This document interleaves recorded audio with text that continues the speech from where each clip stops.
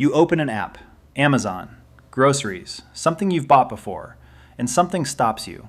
The price is higher than you remember, not by much, but enough to notice. And here's what happens next, and this is the part worth paying attention to. You buy it anyway. It doesn't feel impulsive, it feels justified.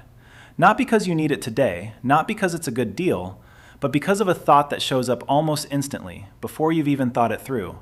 It's only going to get more expensive. And just like that, a price increase that should slow you down becomes the reason you speed up. You've probably done this recently without noticing. Inflation is supposed to make you spend less. That's the theory. Prices go up, demand goes down. But in real spending decisions, it often does the opposite. The higher prices go, the stronger the urge to buy now. And once you see the mechanism behind that, you'll start recognizing it in decisions you've already made this week. Inflation doesn't just change prices, it changes behavior. And the behavior it changes most reliably isn't what you need to buy. It's what you could have waited on. Things that weren't urgent, but suddenly feel like they are. In a stable environment, those decisions are calm. You evaluate, you wait, you choose. Inflation removes that calm. It replaces it with urgency. But here's the part most people miss. The urgency isn't about today's price, it's about tomorrow's price. The brain isn't evaluating what something costs right now, it's evaluating what it might cost if you wait, and treating that imagined price like a present threat. You're not reacting to inflation, you're reacting to the anticipation of it. And that anticipation, not the actual price change, is what shifts the decision. You've probably done this without noticing. The grocery run, where you bought extra because the price had gone up, and you didn't want to pay more next time. The items still sitting in your pantry months later. Or the tech upgrade. Your current phone works, but prices are rising, and the thought shows up. If I'm going to buy it anyway, now might be smarter. So you upgrade early. And in the moment, it felt like the responsible move. Or the subscription. A price increase is announced. Suddenly, the current rate feels like a deal. You lock in the annual plan for a service you barely use. Or the home purchase conversation that suddenly feels urgent. Not because you're ready, but because waiting feels expensive. Each of these decisions feels reasonable. There's always a justification, but underneath it, they're driven by something else, not current need, fear of future cost. And that fear follows a very specific psychological pattern. Researchers studying financial behavior under uncertainty found something consistent. What drives spending during inflation isn't the current price, it's what's expected to happen next. You see a $200 item, and almost instantly, your brain projects forward. This will probably be $240 in a few months. Then comes the second step. How will it feel to pay more, knowing I could have paid less? That imagined regret doesn't stay in the future. It shows up now, as discomfort, as urgency, as a reason to act. And this is where the cost appears. The mechanism comes from loss aversion, the tendency for losses to feel more painful than equivalent gains feel good. In a stable environment, that bias applies to present decisions. But in an inflationary one, it extends into the future. A future price increase starts to feel like a loss today. Waiting no longer feels neutral, it feels costly. And once waiting feels like a loss, the only way to avoid it is to act now. This is the part most people miss. Spending stops feeling like spending. It starts feeling like avoiding a loss, like a smart move, like timing the decision correctly, like doing what a disciplined person would do. The reframe happens almost instantly. I'm not spending impulsively, I'm being smart about timing. I'm not rushing, I'm avoiding a worse outcome later. I'm not buying early, I'm saving money long term. It doesn't feel like loss of control, it feels like control. The logic makes sense. That's what makes it convincing. But here's what's actually happening.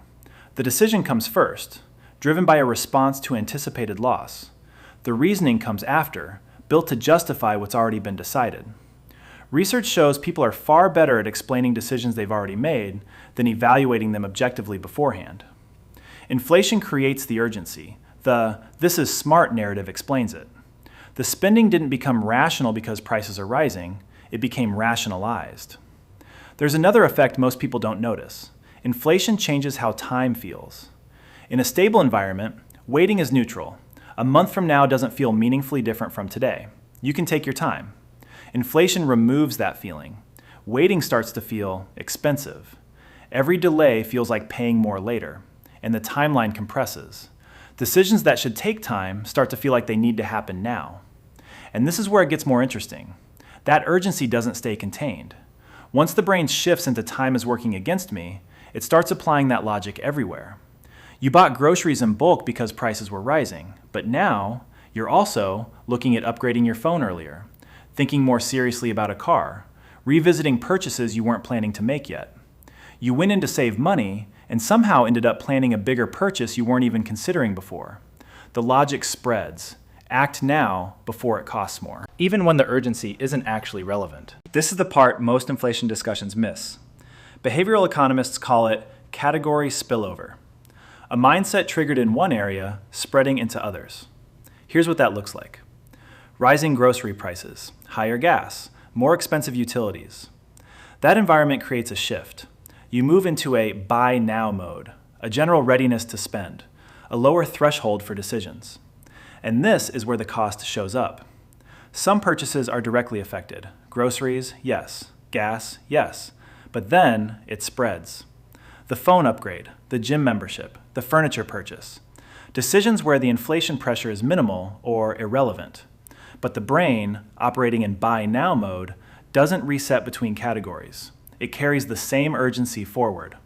And that urgency gets applied where it doesn't belong. And the loop reinforces itself.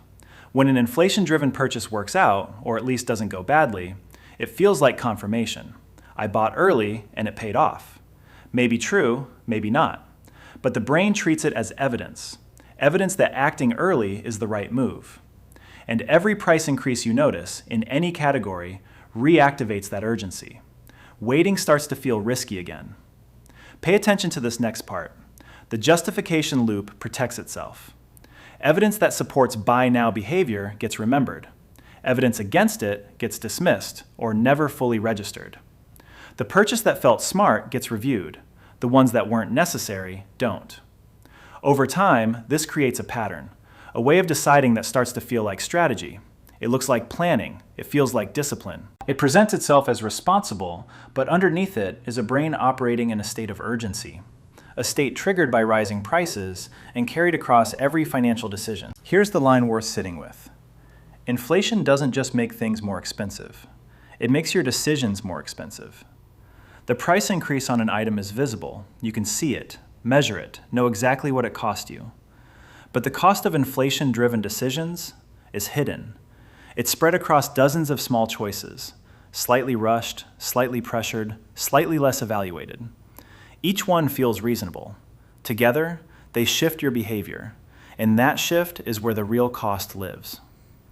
Research on behavior gaps shows something important.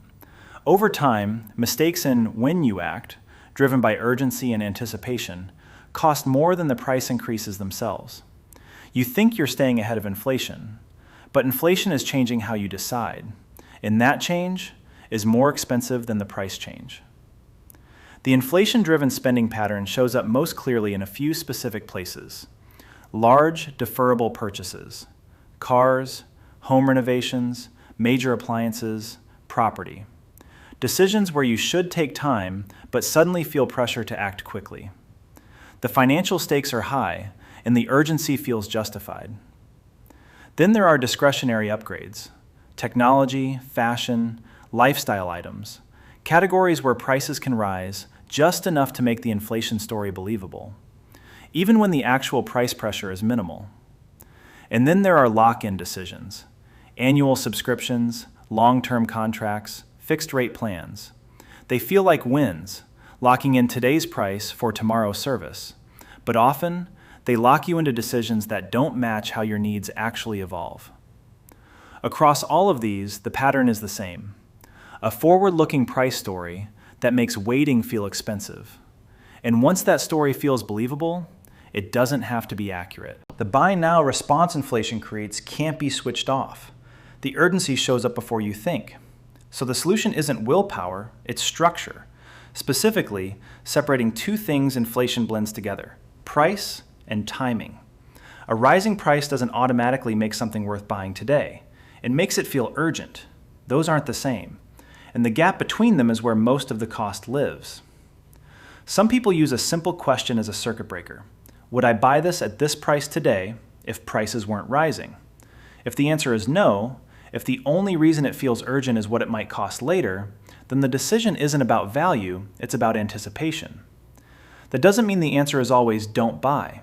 Sometimes acting early is the right move, but making that decision consciously instead of reacting automatically changes the outcome over time. Others use structure, a preset timeline for major purchases, defined during a calm period, not in the middle of rising prices. So when urgency shows up, the decision doesn't change. The goal isn't to ignore price changes, it's to recognize urgency for what it is, a feeling, not a strategy.